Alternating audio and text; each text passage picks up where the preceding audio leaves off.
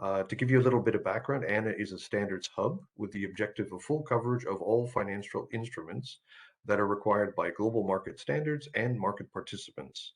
Our federated global model uniquely positions us as a leading association in the area of financial standards. Our model allows us to leverage our local market numbering agency expertise to deliver consistent financial standards worldwide.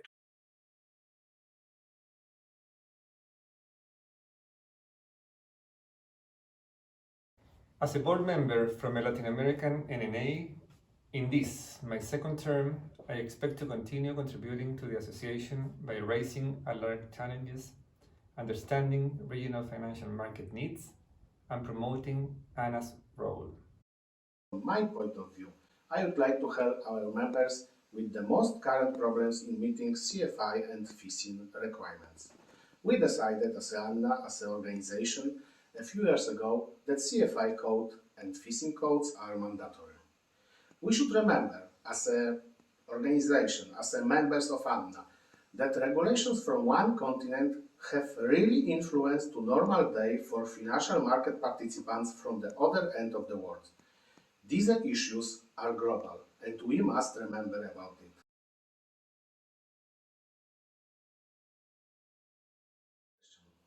When I first time joined ANNA, very few people know about ISIN codes and ANNA as a market organization. Now, after EMIR, MIFIR, SFTR go live, many people know what is ISIN codes, but many of them don't know who is responsible for it. This is what needs to be changed. We as ANNA members, have the ability to limit market cost with our actions. And this is issue what regulators across the world should understand.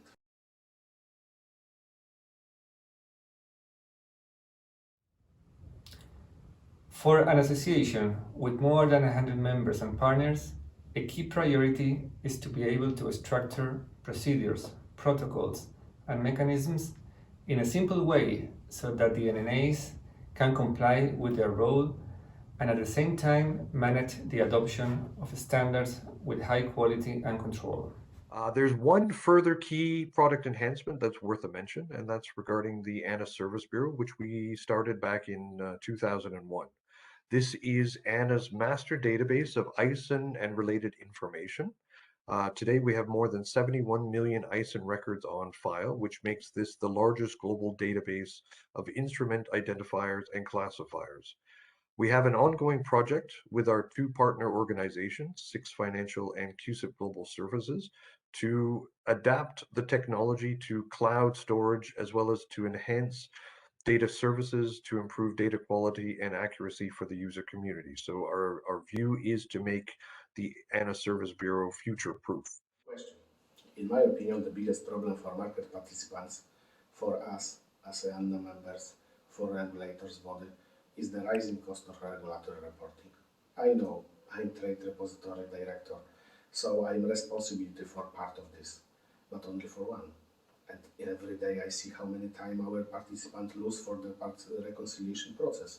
In my opinion, we as ANNA have possibility to make this cost lower. We made a lot of in this issue in the past, but still we have to keep working to make this cost lower and lower. This is our job. In my opinion, global standardization can help the market. It will be a positive step for all market members, for us as ANNA members, and for regulators.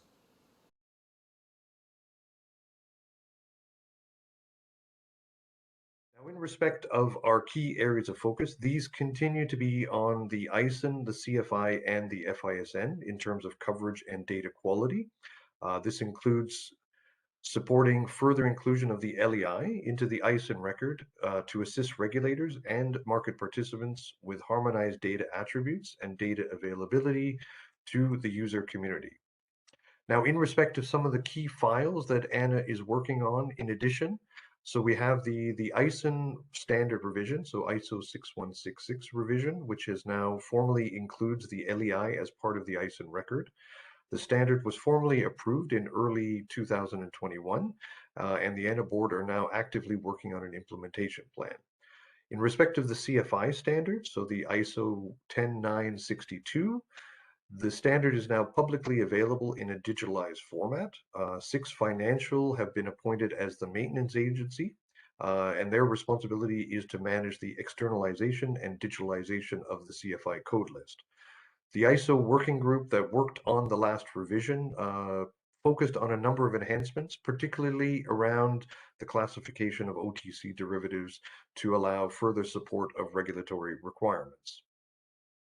In respect of the FISN standards, so the ISO 18774, this has been recently balloted as part of the ISO systematic review process, and we're expecting the formation of an ISO working group in the coming weeks to kick off the formal review process.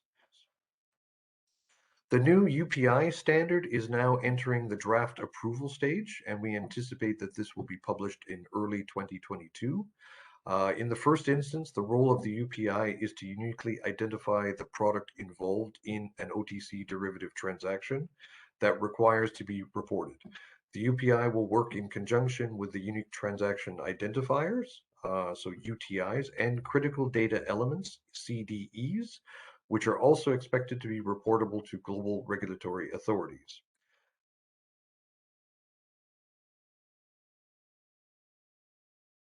We, ANNA's members, as the institution that know the best local market, must work very closely with regulators to ensure that created new regulations are as cost-effective as possible for market participants.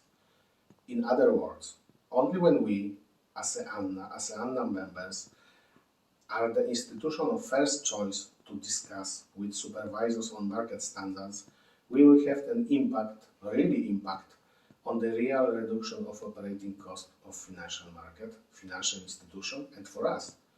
To achieve this, we must work very hard and show overseas how many positive actions we have done and how much we will do, because Anna numbers the world, the whole world. New regulatory requests are likely to appear, and ANA and its subsidiary may play a role and offer solutions, either by leveraging the federated model with the NNAs or by taking advantage of our expertise and know-how.